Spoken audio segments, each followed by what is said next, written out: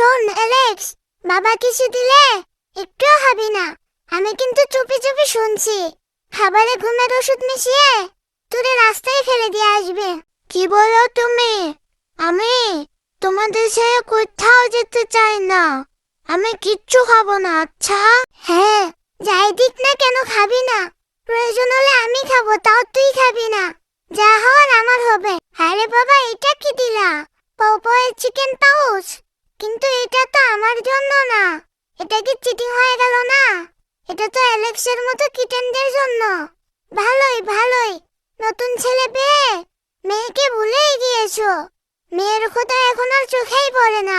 কই রে অ্যালেক্স, আয় আয়, দেখ তোর বাবা তোর জন্য কি নিয়ে আসছে। কি নিয়ে আসছে? আগে ভালো করে শুকে নি।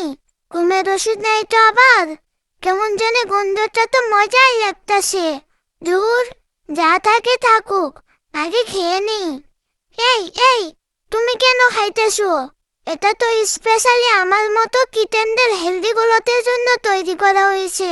যাও যাও, তুমি এখান থেকে যাও, এটা তোমার জন্য না।